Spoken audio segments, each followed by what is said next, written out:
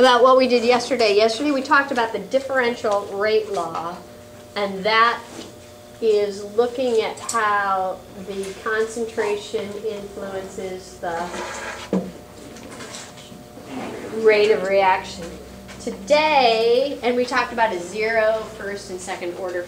Today we're going to talk about the integrated rate law. And the integrated rate law expresses how the concentration of a reactant varies with time. So how the concentration of a reactant varies with time. And I think this would be really great. Wouldn't it be nice if you were a chemist to know when your reactant was going to run out? Yep, it would be nice. Okay, so this is the point I want you to get from me today. Point 1.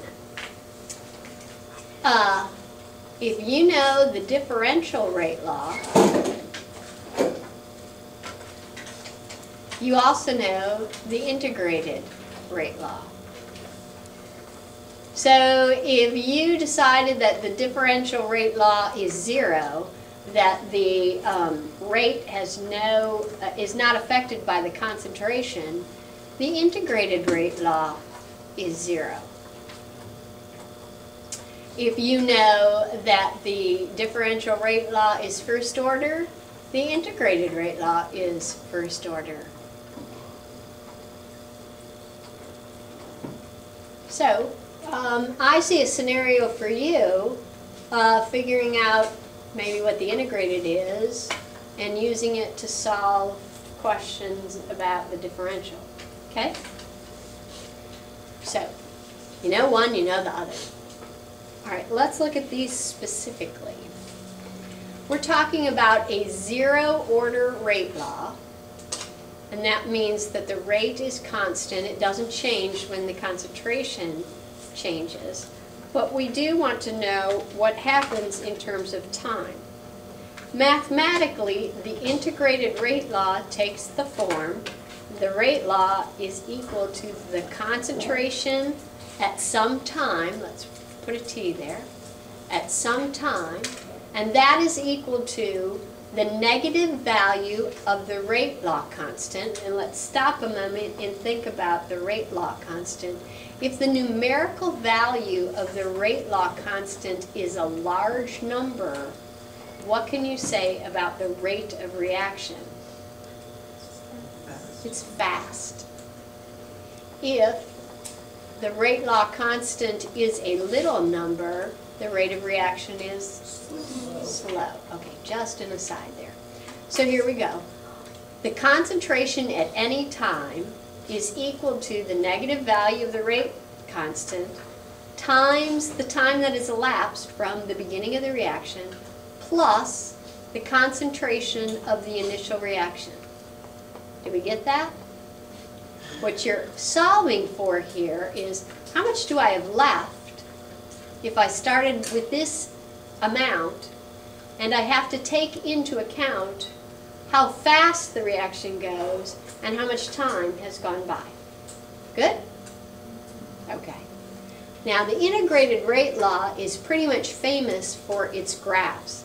You can figure out the order of a reaction by graphing the concentration versus time. If just the concentration on the y-axis and time on the x-axis yields a straight line, that tells you that it's a zero order reaction. If it's not a straight line, it can't be a zero order reaction. Another very useful piece of information in this graph is the rate law constant can be determined from the slope of the line. You find the slope of the line, the negative value of that slope is the rate law constant. That's very tricky. Moving on, a first order reactant, and we're talking about in these cases, we're only going to be talking about one reactant. Things get kind of complex if we're talking about more than one.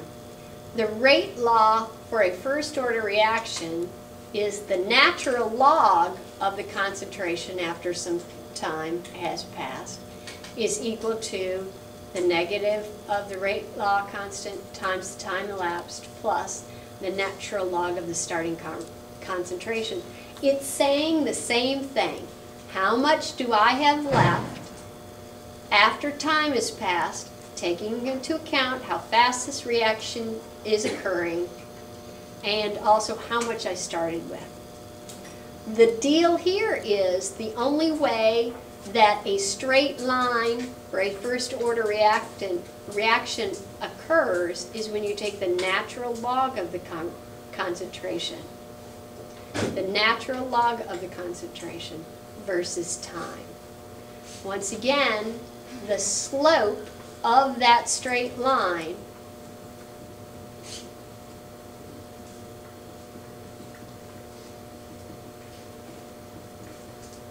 the negative value of that slope is equal to the rate law constant.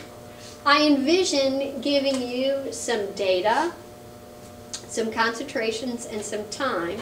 You graphing them. You're trying to graph the concentration versus time. You determine, ooh, that's not a straight line.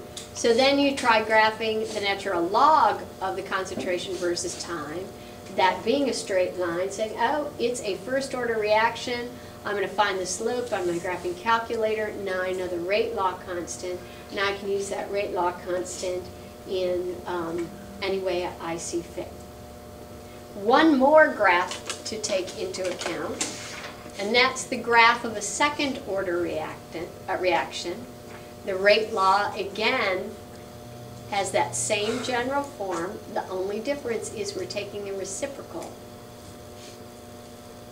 When you graph 1 over the concentration versus time, if it is a second order reaction, you will get a straight line with a positive slope. This time, the rate law constant is equal to the slope.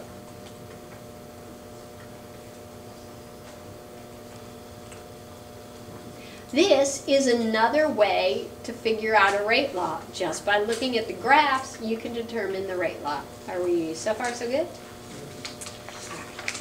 I just want to say a few words about an integrated rate law for more than one reactant.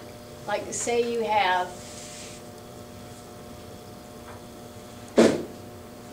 it's possible to get an integrated rate law when you have 2 reactants. As long as you make, let's say we want to know what the rate law is for this. If we make the concentration of this huge, remember an integrated rate law is how the concentration varies with time. If we make this concentration so huge that it's never going to run out, we can then look at this in isolation. Get what I'm talking about? This becomes irrelevant when it's so large. The rate that you determine from that is called a pseudo-rate law, which is kind of like a fake rate law, and the K value is called a pseudo-rate constant. I don't need you to know anything more than it's possible to do it. Certainly we're not going to mess around with it. The last thing I want to talk about is half-life. I think you remember this. If I had 1 gram of carbon-14 and its half-life, I think, is 5,580 years. It's right around there. After that much time has elapsed, how much carbon-14 do I have left?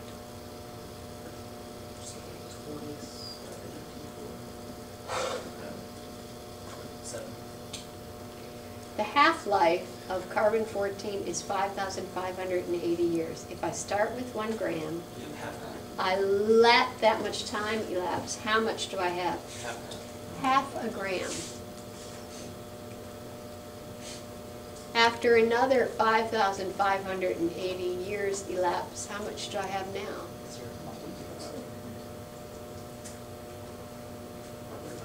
Okay, What's the definition of a half-life? First of all, what would name some units a half-life could have? Years, eon, seconds, hours. What all of this has in common, half-life is time, correct? Half-life is time. All right. So half-life is the time needed for what? For the concentration of By half. And you could have read that right there. Half-life, the time required for the concentration of a reactant to decrease to half of its initial concentration. This works really well with the integrated rate law because the integrated rate law deals with time and concentration. So it's natural that we talk about it. So the half-life is the time needed for the original concentration to decrease by half.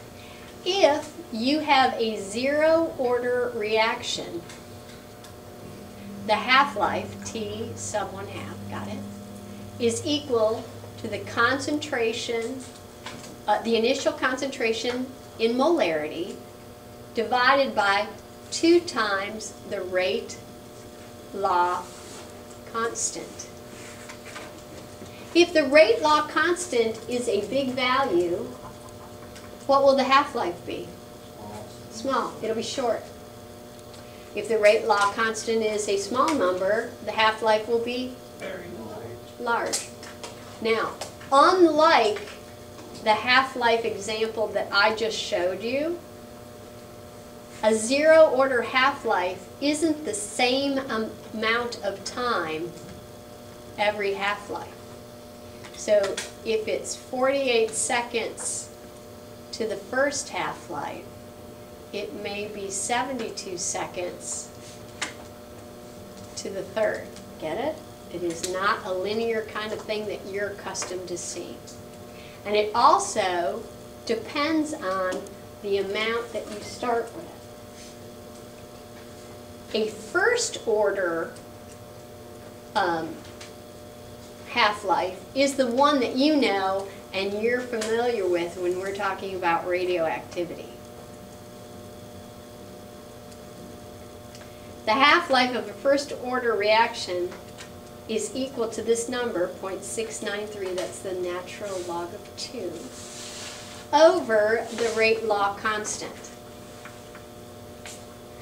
Now, in looking at this mathematically, I would like you to know that this is independent to the amount you start with. And if you start with 1 gram and it is 10 seconds for the first half-life, it's going to be 10 seconds for the second half-life. And it's going to be 10 seconds for the next half-life. When you're talking about a second order half-life, the formula is 1 divided by the rate law constant times the initial concentration. This one is also dependent on the initial concentration and also is not nice and predictable like this. Let's do some problems. A certain first order reaction has a half-life of 20 minutes. Calculate the rate constant for this reaction. Well, I know that the half-life is equal to 0.693 over K. They told me the half-life is 20 minutes. I'm going to solve for K. I would like you to solve for K, and actually more importantly to me than the number, I'll give you the number, I think it's 0.035. I'd like you to tell me what the unit of the rate law constant is. Give me a sticker.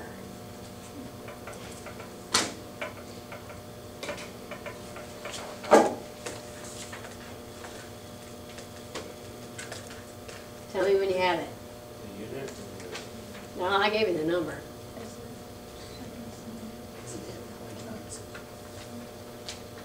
didn't take her long at all. We have winner, ladies and gentlemen.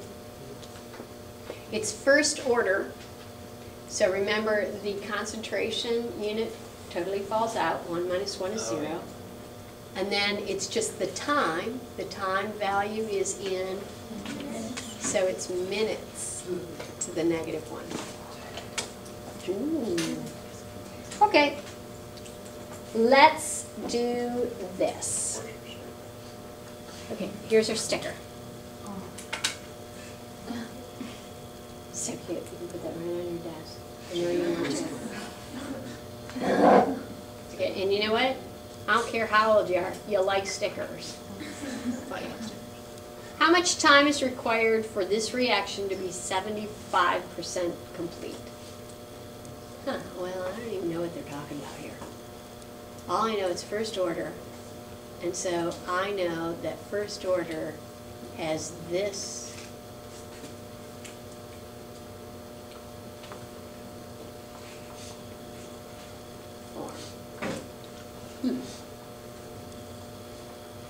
I know this because we're working on this today, so that's probably good. I'm going to list some variables. K is equal to 0.035 minute, -1. Time is what I'm looking for. That means I need to know this, and I need to know this. I don't see any concentrations here, but I'm going to be thinking about the 75% complete. So when my reaction starts, I have 100% of something, some unit. I'm just going to call my 100% 100 concentration. And then they're saying 75% complete. That means my 100 turned into 75% product. 75 product. So what's my concentration after the time has elapsed? 25. Does it matter what the units are? Not really, as long as the proportion is correct. So I'm just going to use those as my number. The natural log of my concentration, 25 after some time has passed, is equal to the negative rate law constant times the time that it took to get to 25 plus the natural log of all that I had. So the natural log of 100 is 4.61.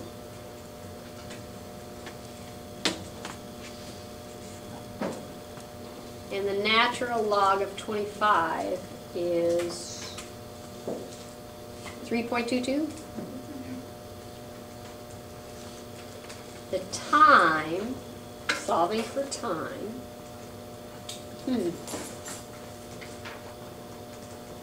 making sure I pay attention to all of my, I get 40, approximately 40, approximately 40 what?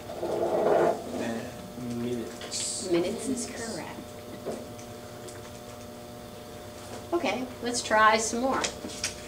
Just a bit more. You ready?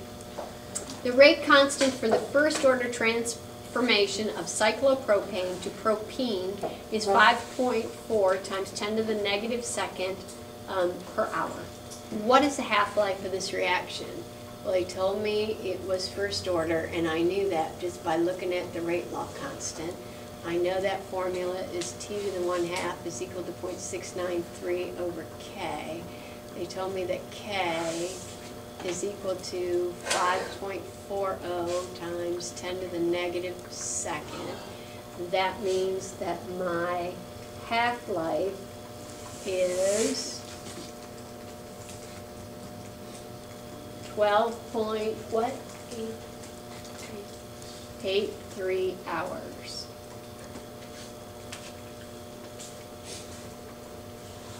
That was easy. What fraction of the cyclopropane remains after 51.2 hours? Well, I still know it's first order, and I know that this is the equation that governs first order reaction. I know that K is equal to 5.40 times 10 to the negative second. I know that T is equal to 51.2 hours. And that's all I know. How much did I start out with? All of it. Okay, 100. And how much is left over? I think that's what I'm looking for. Okay. So the natural log of x is equal to negative k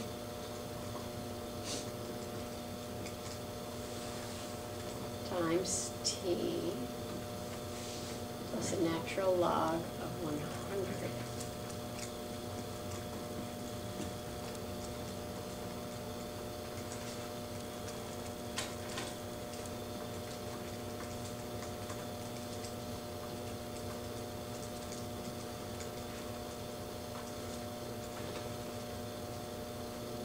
Did you get that?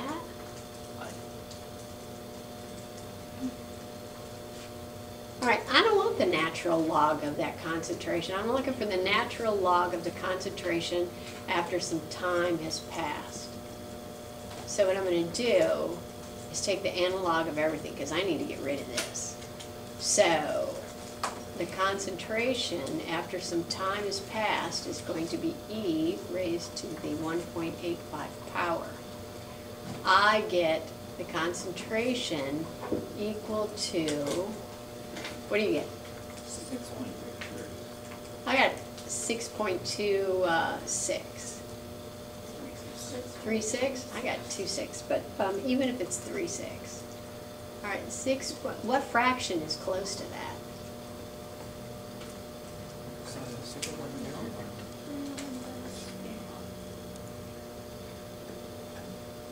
Yep, 1/16. Remember how, like 100% is 1, and then we're 75, 3/4 is 75, half is 50, a quarter is 25, an eighth is 12.25, a 16th is 6.25. They're actually for fractions. What is E is the anti-log. Somebody give me a calculator. I got one. All right. E is the way to get rid, I'm taking the anti-log of both sides to get rid of this term because it's ugly. So what I'm doing here is second log will give me, second log, there it is, right there. Right there. Okay. All right. I think actually it was kind of a nasty thing for them to ask for the fraction. Yeah. I'm going with this part. I don't think this part is really testing your chemistry knowledge, more your math knowledge. What I do want you to look at is all of these integrated rate laws have the form of y equals mx plus b. Look, all of them do. If you think about that, memorizing all these equations isn't going to be that hard. And memorize them you must. On your green sheet, the only thing that you have is the first order integrated rate law and the second order integrated rate law. That's it. You really need to be conversant in all of this. In times gone by, I've made a copy of this for you and given it to you. It appears in page 139 in your book. But I can't do that. I can't copy your book. I break copyright regulations. So here it is. Please look on page 139 in your book.